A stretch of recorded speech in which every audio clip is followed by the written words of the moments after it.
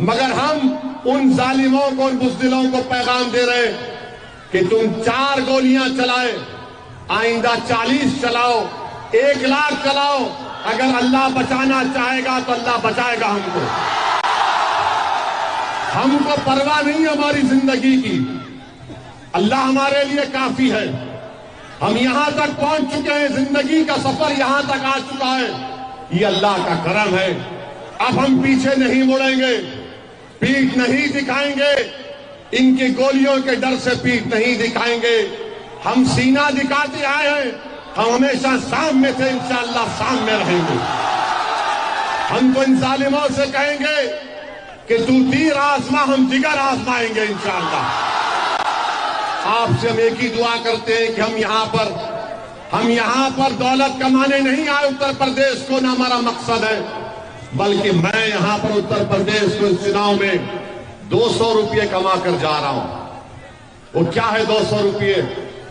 हम जब संभल में थे तो नमाज असर पढ़ के मस्जिद से निकले, एक अपाहिज गरीब था, साइकिल पर था, उसके अपाहिज था, उसने कहा वैसे इधर आओ।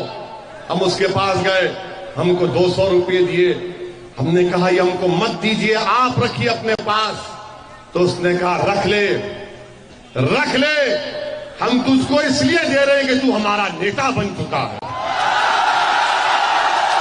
मैं उस गरीब को सलाम करता हूं, बस मैं आपके दिल में जगह जाना चाहता हूं।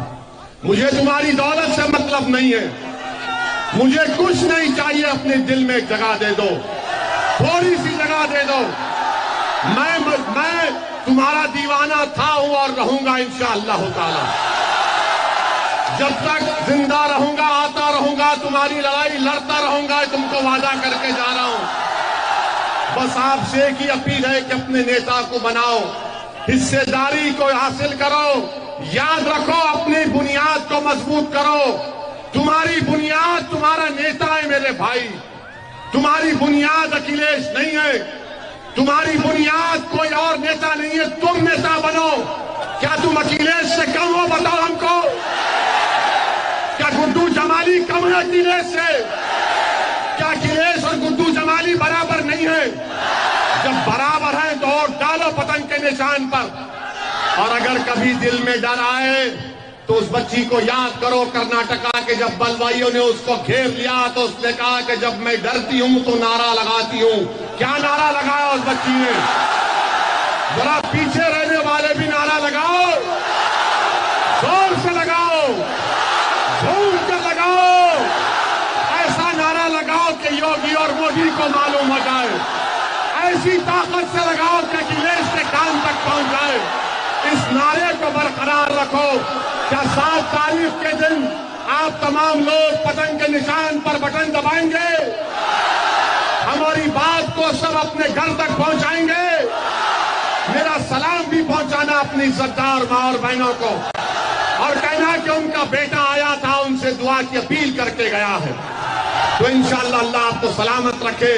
गुड्डू जमाली को और तमाम प्रत्याशी को अपना विधायक बनाकर अमित शाह की आंखों में आंखें डालकर हमने उस कानून को फाड़ कर बता दिया कि कानून संविधान के खिलाफ है। मेरे अजीज दोस्तों और बुजुर्गों, क्या समाजवादी और बसपा में इतनी हिम्मत थी कि वो पूरी पार्लियामेंट में इस कानून की कॉपी को फाड़ सके? नहीं फाड़ सके।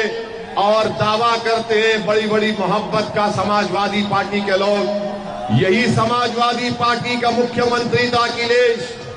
जब मुजफ्फरनगर का कांड हुआ, 50,000 लोग अपने घरों से बेघर हो गए, कैंप में जिंदगी गुजार रहे थे। क्या कोई समाजवादी का या बसपा का नेता गया जो आज आपके दरमियान में आकर कहते हैं कि कौम कौम कौम के नाम पर वोट दो? जब उन कैंपों में गरीब मुसलमान सर्दी में ठिठर ठिठर कर अपनी जिंदगी गुजार रहा था, मैं एक नहीं ऐसे कई कैंपों में गया और लाखों रुपए की इमदाद उन कैंपों में जाकर उन जिम्मेदारों को दिया जिनके पास सर्दी में ओढ़ने के लिए, पहनने के लिए कपड़े नहीं थे। उस वक्त अखिलेश यादव सैफई में मुंबई से फिल्म स्टार को बुलाकर नाच गाना देख रहे थे। जब आपका भाई मुजफ्फरनगर का सर्दियों में कैंप में रह रहा था।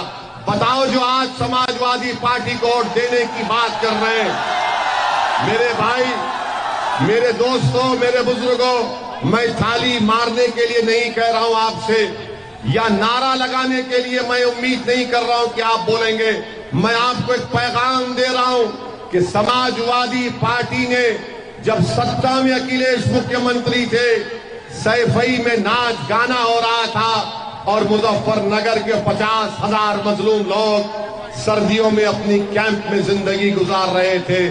कहां थे अखिलेश यादव और कहां थे इन विधानसभाओं में लोग आकर जो कह रहे सरकार बदलना है, मुसलमानों एक हो जाओ, कौम कौम की बात करने वालों, क्या तुम्हारा जमीर मर चुका है?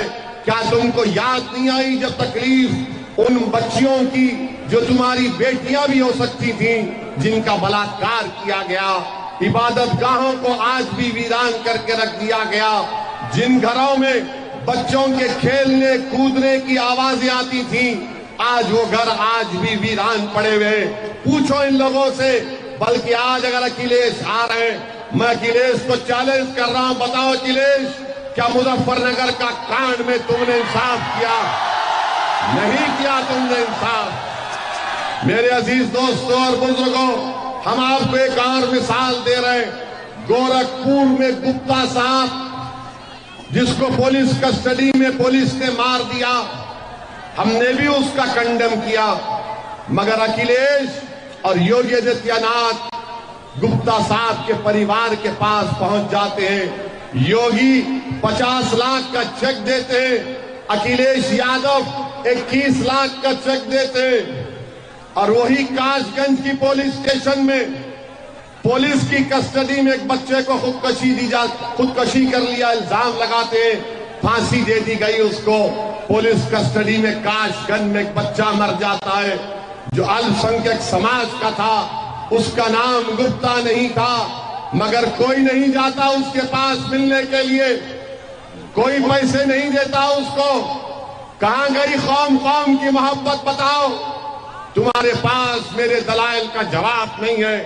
जब ट्रिपल तलाक का कानून पार्लियामेंट में लाया गया, तीन मर्तबा लाया गया था, अगर उस कानून के खिलाफ किसी ने खुलकर कहा कि संविधान के खिलाफ है, मुस्लिम महिलाओं के लिए बर्बादी का बाइस बनेगा, किसने किया था? क्या समाजवादी पार्टी ने बोला? नहीं, बोलने वाले का नाम असदुद्दीन ओवैसी था। मेरे अजीज दोस्तों और बुजुर्गों, यही समाजवादी पार्टी थी, यही समाजवादी पार्टी है। यूएपीए का कानून 2019 जुलाई में अमित शाह लेकर आए।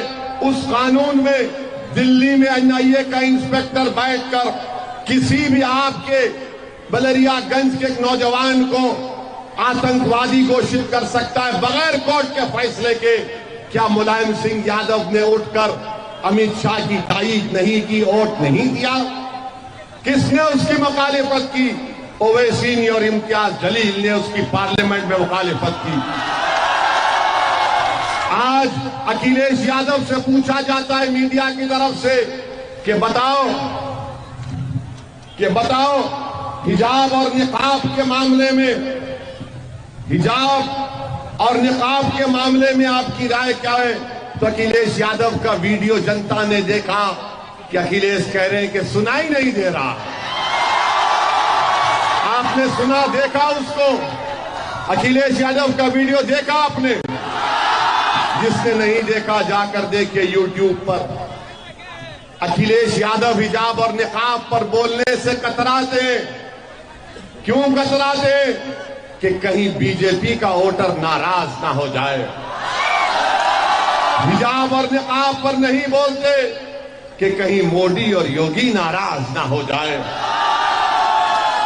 जब हमसे पूछा गया, हमने कहा हम ना मोदी की परवाह करते ना योगी की परवाह करते, हम भारत के संविधान की परवाह करते हैं। और हमने कहा कि जब तक हम जिंदा रहेंगे, सर पे टोपी भी रहेगी, दाढ़ी भी रहेगी, हिजाब भी हमारी बेटी और मां पहनेगी, निकाब भी पहनेगी। कोई माई का लाल हमको रोक कर दिखाए, हम बताएंगे उसको। मगर अखिलेश को नहीं सुनाई दिया। अखिलेश को किसकी आवाज सुनाई दी गई? उस वाहियात शख्स की आवाज सुनाई दी जिसने योगी आदित्यनाथ की मौजूदगी में, जो हिंदू युवा वाहिनी का मेंबर था, जिसने मन से अपने भाषण में कहा कि मेरा बस चले तो मैं मुसलमान कब्रिस्तान से मुस्लिम महिलाओं की लाशों को निकालकर उनकी अस्मत रेजी करूं, उनका बलात्कार करूं। आज वो शख्स अखिलेश के बाजू में खड़ा हुआ है। बताओ कौम कौम की बात करने वालों, अगर तुम्हारी मां के बारे में कोई कहता जो दुनिया में नहीं है कि तू उसको खबर से निकाल कर ऐसा करूंगा, बताओ तुम्हारे में इंसानियत मर चुकी है। तुम बात करते हो सरकार बदलेंगे, क्या तुम्हारी मरी हुई मां की, तुम्हारी बहन की इज्जत नहीं है? कहां मर गया तुम्हारा जमीन? कहां मर गई तुम्हारी गीरत कि जिसने हमारी मां और बहनों के बारे में ना सना पका, वो अखिलेश के साथ खड़ा हुआ है। और तुमसे कहा जा रहा है कि सपा को वोट दो। जब तुम 7 तारीख को जाओगे, मेरी इस तकरीर के जुमले को याद रखना मेरे अजीज दोस्तों और बुजुर्गों, याद रखना मेरी इस बात को। और अखिलेश यादव का मामला क्या है कि गांव में कहावत है, अखिलेश यादव पे पूरी उतरती है। वो गांव की कहावत ही है कि बहुत मायानी बिटिया सास, बहुत मायानी बिटिया सास, कांडा लेके पहुंचे आस। ये अखिलेश यादव पे उतरती है। अखिलेश यादव अपने मंच पर देख लो उनके, तुमको कोई मुसलमान नजर आता? देखा तुमने तस्वीर में? अब जो बोलते कौम कौम सरकार बदलो, अरे अभी सत्ता में नहीं है तो तुमको बाजू नहीं खड़ा करना चाहता है। अभी सत्ता में नहीं है तो तुम्हारे वजूद को नहीं मानता। अभी सत्ता में नहीं है तो तुम्हारे हिजाब और निकाब के बाल के बारे में बोलने से डरता है। क्या करोगे तुम जब? इसीलिए हम कह रहे हैं सरकार बदलेंगे, मगर याद रखो, जब तुम घर तामीर करते हो ना, घर की तो बुनियाद तुम बनाते हो, बुनियाद के बगैर तो घर नहीं बनता ना। तो नेता भी तुम्हारा बुनियाद है। जब तुम्हारी बुनियाद मजबूत होगी तो तुम्हारा घर भी मजबूत रहेगा। अखिलेश क्या कहते हैं कि मुसलमान दरी बिछाओ, क्या तुम दरी बिछाओगे? अखिलेश कहते हैं कि मुझ पर अपनी जवानी कुर्बान करो, क्या तुम जवानी कुर्बान करोगे? असदुद्दीन ओवैसी आपसे कह रहा है कि आपकी जवानी मुझ पर कुर्बान मत करो। मेरी जिंदगी पर 2 बार हमले हो चुके, मुझ पर हमला क्यों किया जा रहा है? क्योंकि मेरी जिंदगी का मकसद एक ही है कि जब तक अल्लाह मुझे जिंदा रखेगा, मैं गरीब, मजलूम और कमजोरों की लड़ाई लड़ूंगा। और अगर मेरी मौत आएगी तो इंशाअल्लाह इन गरीब मजलूमों को फायदा होगा। ये मेरी जिंदगी का मकसद है। मेरे अजीज दोस्तों और बुजुर्गों, आपसे हम अपील कर रहे हैं कि मुत्तहिदा अपने वोट का इस्तेमाल करिए। कोई लोग बोलेंगे कि ओवैसी तुम उत्तर प्रदेश को आकर ज्ञान बांट रहे हो, बताओ तुमने हैदराबाद में क्या किया? मुलायम सिंह यादव आजमगढ़ के सांसद थे।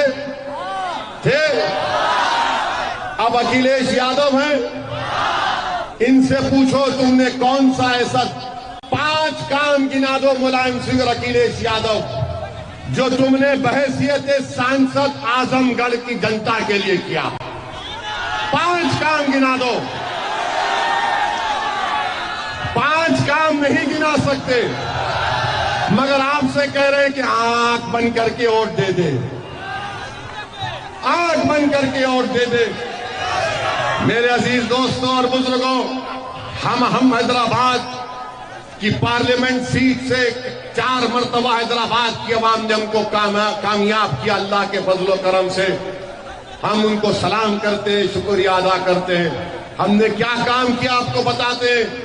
हमने अपने एमपी के फंड से सिर्फ एक विधानसभा की मिसाल दे रहे हैं। हमने 10 करोड़ की लागत से बच्चियों के लिए जूनियर और डिग्री कॉलेज बनाया। उस विधानसभा का नाम कारवान है, उस मुकाम का नाम गोलकुंडा है। उसमें बच्चियां पढ़ती हैं, कोई हिजाब पहनकर पढ़ती है, कोई बगैर हिजाब पहन के 100 से तकरीबन 500-600 बच्चियां रोज आती हैं, पढ़ती हैं वहां पर। ये काम हमने किया। कोई पूछेगा चलो तुमने शिक्षा में किया, तुमने क्या ड्रेनेज की लाइन का काम किया? उसी विधानसभा में आप देखेंगे आज से 15-20 दिन के बाद 280 करोड़ की लागत से एक नई ड्रेनेज की लाइन डाली जाएगी पूरे विधानसभा में, खाली एक विधानसभा में। ये काम हमने किया एक विधानसभा की। लोग बोलेंगे ठीक है, तुम्हारी पार्टी ने क्या किया? हमारी पार्टी ने क्या किया हम बताते हैं आपको। हर साल हम लोग, जो तेलंगाना प्रदेश से मैं आता हूं, वहां पर जो उर्दू के गवर्नमेंट के स्कूल हैं, सरकारी स्कूलों में हम लोग हर साल 10,000 गरीब बच्चों में स्कूल का बैग बांटते हैं। सुनिए, स्कूल के बैग में 6 लॉन्ग बुक, एक कंपास बॉक्स वो देते हैं बच्चे और बच्चियों को। और जो 10वीं जमात के बच्चे और बच्चियां रहते, उनकी इम्तिहान की फीस हम अदा करते हैं। फिर 10वीं जमात में पूरे ऑल इन वन एक गाइड देते, 2000 गाइड हर साल देते हैं फ्री में। और अगर कोई बच्चा और बच्ची 80-90% लाते तो एक एक को 7-7 हजार 5-5 हजार रुपये कैश अवार्ड देते। ये मजलिस इत्तेहादुल मुस्लिमीन करती है। पूछो अखिलेश से क्या तुमने क्या किया? ये मुख्यमंत्री भी थे ना, ये मुख्यमंत्री थे तो इनके पिताजी सांसद थे। क्या किया तुमने आजमगढ़ के लिए बताओ? इसलिए नहीं करते क्योंकि इनको मालूम आपको डराओ बीजेपी से, आप बीजेपी के डर से और दे देंगे। इनको मालूम, डराओ इनको। मेरे भाई, हम आपको बता रहे कि ये काम मजलिस ने किया। अच्छा, हमारा कोई 7 विधायक तेलंगाना में, कोई मंत्री नहीं है, कोई मंत्री नहीं है। हमने वहां की सरकार मुख्यमंत्री से जाकर मिला आज से 6 साल पहले। उनसे कहा कि मुसलमानों की तालीम के लिए करिए। हमारा मुख्यमंत्री चंद्रशेखर राव अखिलेश यादव की तरह बेवफा नहीं है। चंद्रशेखर राव ने हमारी बात को सुना, केसीआर ने। आज जाकर देखो आप, मैं आपको दिखाऊंगा हैदराबाद, कभी आइए, हमारे मेहमान बनिए। हमने हैदराबाद बल्कि तेलंगाना में हमने रेजिडेंशियल स्कूल बनाए। गवर्नमेंट की सरकार चलाती है, 1 पैसा फीस नहीं। 6ठी जमात से 12वीं जमात तक फ्री में तालीम, खाना फ्री में, बच्चियों का स्कूल अलग, उनका हॉस्टल अलग, लड़कों का स्कूल अलग, हॉस्टल अलग। कितने बच्चे पढ़ते मालूम आपको उसमें? मुसलमान बच्चे और बच्चियां 85 हजार पढ़ते, 85 हजार पढ़ते। पूछो इन लोगों से क्या किया आपके लिए? जो जाकर कह रहे कौम के नाम पर वोट दो, सरकार को हटाना है, इनको भगाना है। अरे तुम क्या, हम क्या वोट डालने वाली मशीन है? क्या हमको शिक्षा की जरूरत नहीं है? क्या हमको रोड की जरूरत नहीं है? क्या हमको हमारे बेटी और बेटियों को कॉलेज की जरूरत नहीं है? क्या हमको ठेकेदारी में हिस्से की जरूरत नहीं है? तो अखिलेश बोलेंगे, बीजेपी को हराना है, वोट डाल। बाबा को जाके बोलेंगे मुख्यमंत्री को, तो बाबा बोलेंगे मुल्ला जी पढ़ेंगे, मैं हवा निकाल दूंगा। और बाबा जी कह रहे हैं कि 10 मार्च के बाद आजमगढ़ की हवा निकालूंगा। बाबा याद रखो, ओवैसी और कुशवाहा ने जो गरीब और मजलूमों में, कुचले और दबाने वालों में, कमजोरों में जो हवा हमने पैदा कर दी है बाबा, वो तुम कभी नहीं निकाल पाओगे। उसमें क़यामत तक हवा रहेगी ना हमारी हवा, इंशाअल्लाह ये रहेगी ना हवा, सुबह क़यामत तक रहेगी ना। 7 तारीख को भी हवा हमारी रहेगी ना। किसकी हवा रहेगी 7 तारीख को बताओ? पतंग की हवा रहेगी ना, गुड्डू जमाल अली की हवा रहेगी ना, अब्दुल्ला की हवा रहेगी ना। तो इस हवा को बरकरार रखो नौजवानों। अब इस पर भी अखिलेश के लोग बोलेंगे, ये ओवैसी के भाषण को सुनकर नौजवान जज्बाती हो जाता है।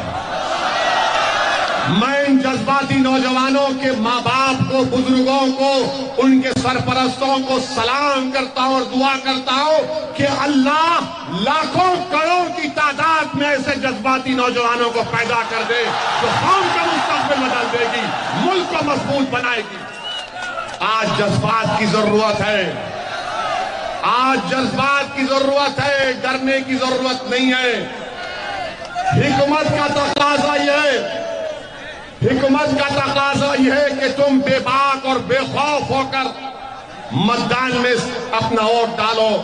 आज बीजेपी हर महाज पर नाकाम साबित हो चुकी है। नौकरी नहीं दी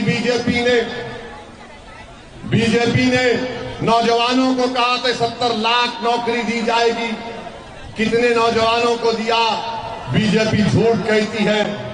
और फिर मेरे अजीज दोस्तों और बुजुर्गों, देश के प्रधानमंत्री तो अब अहंकार का शिकार हो चुके हैं। नरेंद्र मोदी कह रहे हैं कि उत्तर प्रदेश का गरीब हमको वोट इसलिए देगा क्योंकि वो कह रहा है कि वो मोदी का नमक खाया है। बताओ कि आपने देश का नमक खाया या मोदी का नमक खाया? आपने किसका नमक खाया? आपने मोदी जी बोलते उनका नमक खाया। मोदी जी हम जहर खाना पसंद करेंगे, आपका नमक नहीं खाएंगे। हम देश का खाते आए और देश का खाते रहेंगे। आप भी तो प्रधानमंत्री देश का नमक खा के बने ना, या अपना नमक खा के बने? बता दीजिए मेरे अजीज दोस्तों। और फिर बीजेपी बोलती कि हमने राशन दिया, 600 रुपए का राशन तो जरूर दिया। मोदी जी ने गरीब महिला को राशन देने की बात करते हैं, मगर उसी महिला से कहते माता जी ये राशन लीजिए और 1000 का गैस का सिलेंडर खरीद लीजिए। कहां से गरीब लाएगा?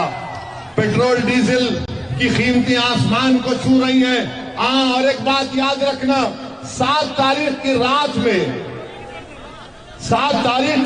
में या 10 तारीख की सुबह में आप देखेंगे पेट्रोल डीजल की कीमतों में इजाफा हो जाएगा। ये कर देंगे कीमतों में इजाफा। बोलेंगे यूक्रेन में ऐसा हुआ, कुछ भी लंबी छोड़ देते, बहाना बना देते कि ऐसा हुआ, होना ऐसा हुआ। और ये बेचारे भक्त, बीजेपी के भक्त, नहीं मोदी जी ने सही किया। अबे तेरी गाड़ी में पेट्रोल का मोदी डला रहा है या गरीब अपने पैसे से डला रहा है?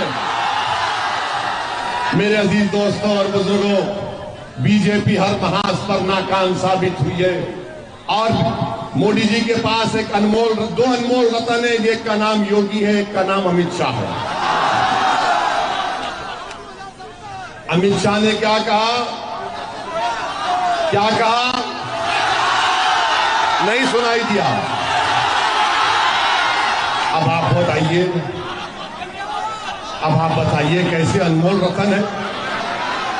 मोदी जी और बीजेपी को मुगलों से बड़ी नफरत, मगर अकबर बादशाह के पास दरबार में 40 अनमोल रतन थे। हमने तारीख में पढ़ा। मोदी जी के पास तो उससे बढ़कर है। एक शाह है, एक योगी है। एक बोलता है हवा निकाल दूंगा, एक कहता है कि मई और जून में बर्फ ला लूंगा। अरे भाई, पानी पीने के पानी का इंतजाम तुमने नहीं किया। बीजेपी ने, खुद मोदी ने दिल्ली से अल्पसंख्यक समाज मुसलमानों के लिए 1000 करोड़ रुपए भिजाए उत्तर प्रदेश में। किस लिए? कि आपके मुस्लिम अकलियती माइनॉरिटी अल्पसंख्यक इलाकों में स्कूल की बिल्डिंग बने, कॉलेज की बिल्डिंग बने, बच्चियों के लिए हॉस्टल बने, पानी पीने के पानी का इंतजाम हो, ट्यूबवेल लगाया जाए। आपको मैं बता रहा हूं कि उस 1000 करोड़ में से योगी आदित्यनाथ और बीजेपी की सरकार ने 60 करोड़ रुपए खर्चा नहीं किए। क्यों नहीं खर्चा किए? ये सबका साथ, सबका विकास, सबका विश्वास की बात करना झूठ है। बीजेपी नफरत करती है और अखिलेश तुमसे नफरत करते मगर तुम्हारे वोट के लिए मजबूर है। इन दोनों में कोई फर्क नहीं है। एक खुला आपका दुश्मन है और एक दोस्तनुमा कातिल है। मेरे अजीज दोस्तों और बुजुर्गों, हम आपसे अपील कर रहे हैं कि आप 7 तारीख के दिन आप एक एक वोट का सही इस्तेमाल करिए। आप 7 तारीख के दिन एक एक वोट का सही इस्तेमाल करिए। डरने और घबराने की जरूरत नहीं है। हम पर भी हमला हुआ। जब चुनाव शुरू हुआ 3 फरवरी के दिन हमारी गाड़ी पर 4 गोलियां चलाई गई। योगी ने कहा कि माफिया खत्म हो गया, मगर मेरे भाई ये हम पर जो गोली चलाए वो किस बाप की नाजायज औलाद थी?